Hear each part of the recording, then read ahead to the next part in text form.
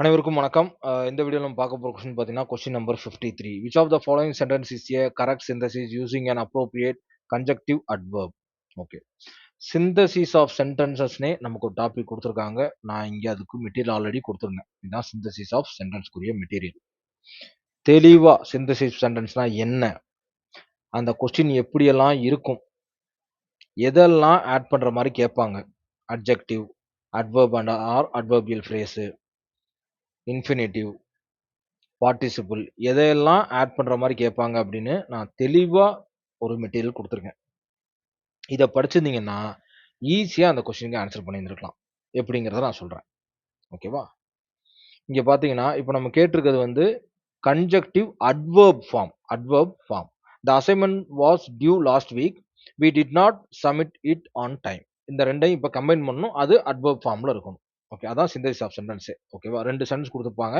அத அவங்க என்ன ஸ்ட்ரக்சர்ல கேட்கறாங்களோ, அதுபடி நம்ம என்ன செய்யணும்? அத அட்டாச் பண்ணி எழுதணும். ஓகேவா? இப்ப பாருங்க, அட்வெர்ப் ஃபார்ம் கேட்டிருக்காங்களா? வெயிட் பண்ணுங்க. இது அட்ஜெக்டிவ் ஃபார்ம். அட்வெர்ப் ஃபார்ம் நான் இங்க குடுத்துருக்கேன் பாருங்க. பை யூசிங் அன் அட்வெர்ப் குடுத்துருக்கேனா? He spent all his money. This was foolish. He foolishly spent all his money. The bus was crowded. That is unusual. The bus was unusually crowded. அப்ப adverb ஃபார்ம்ல எல்லாத்துலயுமே ly வருதா? ly இதான் அதோட ஸ்ட்ரக்சரே. Adverb ஃபார்மோட ஸ்ட்ரக்சரே. ஓகேவா? அப்ப இங்க பாருங்களேன். The assignment was due last week. Consequently, we did not submit it on time.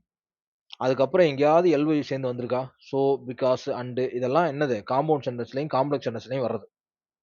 So adverb form உடைய ஸ்ட்ரக்சர் தெரிஞ்சிருந்தாலே போதும். இந்த கேள்விக்கு ஈஸியா ஆன்சர் பண்ணிக்கலாம். தெளிவா நான் ly சேர்ந்து எப்படி கேட்பாங்கன்னு முதற்கொண்டு கொஸ்டின்ல குடுத்துருக்கேன். பாத்தீங்களா? ly வந்திருக்கா? அப்ப சிந்தசிஸ் ஆஃப் சென்டென்ஸ்ல அட்வெர்ப் ஃபார்மை யூஸ் பண்ணி சிந்தசிஸ் ஆஃப் சென்டென்ஸ் கண்டுபிடிக்கணும்னா, அதுக்கு தெளிவா அதோட எக்ஸாம்பிள் குடுத்து, அது எப்படி இருக்கும்? ly சேர்ந்திருக்கும் அப்படிங்கிற ஸ்ட்ரக்சர் முதற்கொண்டு குடுத்துருக்கேன். அப்ப இத ஒரு தடவ நீங்க ரீட் பண்ணியிருந்தீங்கன்னா, இந்த கொஸ்டினுக்கு ஈஸியா ஆன்சர் பண்ணிருக்கலாம். ஓகேங்களா? இப்ப அந்த அண்டு இதெல்லாம் எங்க வருதுன்னு காட்டுறேன் பாருங்களேன்.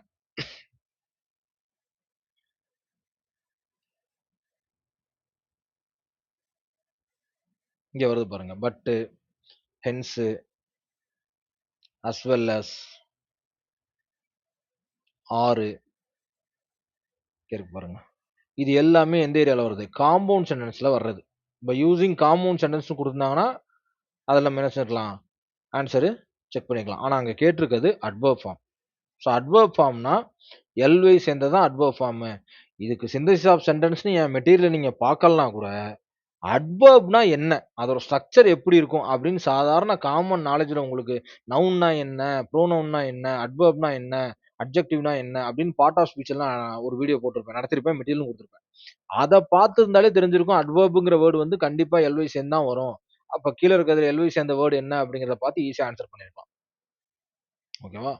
அதுவும் இல்லாம ஃபர்ஸ்ட் இந்த சிந்தசிஸ் ஆஃப் சென்டென்ஸ்ன்னு பார்த்த உடனே, என்ன இது சிந்தசிஸ் ஆஃப் சென்டென்ஸ்னா என்ன? அப்படிங்கிறது எனக்கு சரியாவே புரியல.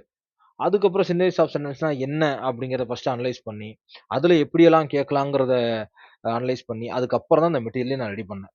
ஓகேங்களா? என்னென்ன பாசிபிலிட்டி எல்லாம் இருக்கு கேட்கறதுக்கு அப்படிங்கிறத ரெடி பண்ணேன். ஓகேங்களா? இங்க இருக்கு பாருங்க. இதான் சிந்தசிஸ் ஆஃப் சென்டென்சஸ். அழகா அப்படியே என்ன சொல்றது? சின்ன குழந்தைக்கு எக்ஸ்பிளைன் பண்ற மாரி சிந்தசிஸ் ஆஃப் சென்டென்ஸ்னா என்ன? அது எப்படியெல்லாம் கேட்பாங்க? Joining simple sentence into one simple sentence. நம்ம மாத்த வேண்டிய வேலை என்ன? 2 சிம்பிள் சென்டென்ஸ் இருக்கும். அத ஒண்ணா மாத்தணும். அதுக்கப்புறம் என்னென்னலாம் யூஸ் பண்ணி மாத்தலாம்? அந்த 2க்கும் நடுவுல வர்ற வேர்ட் வந்து என்னென்ன ஃபார்மேட்ல அட்ஜெக்டிவா இருக்கலாம், அட்வெர்பா இருக்கலாம், பார்ட்டிசிபிளா இருக்கலாம், இன்ஃபினிட்டிவா இருக்கலாம், நவுனா இருக்கலாம், ப்ரிபோசிஷனா இருக்கலாம், அப்சொல்யூட் ஃப்ரேஸா இருக்கலாம். இந்த மாரி நெறைய அவன் எவ்வளோ டஃப்பா ஒருவேள பை யூசிங் அப்சொல்யூட் ஃப்ரேஸ்ன்னு கேட்டா கூட நம்ம ஆன்சர் பண்ணிறணும் அப்படிங்கிறதுக்கு தான் இவ்வளவு கஷ்டப்பட்டு நம்ம மெட்டீரியல் ரெடி பண்ணது. அப்ப அப்சொல்யூட் ஃப்ரேஸ்னா எப்படி இருக்கணும் ஸ்ட்ரக்சர் அப்படிங்கிறது தெரிஞ்சிருக்கணும் உங்களுக்கு. அதுக்கு தான் இந்த மெட்டீரியல குடுத்தது. ஓகேவா? ஓகே. அப்ப இந்த கொஸ்டினும் நம்ம நான் குடுத்த மெட்டீரியல படிச்சிருந்தீங்கன்னா, ஈஸியா அதுக்கு ஆன்சர் கொண்டு வந்திருக்கலாம். ஓகேவா? Thank you so much. Thank you. இந்த பிடிஎஃப்பையும் கீழ டிரைவ்ல போட்டு லிங்க்ல ஷேர் பண்றேன். கீழ பிடிஎஃப் லிங்க் குடுக்குறேன். டவுன்லோட் பண்ணி படிச்சிடுங்க.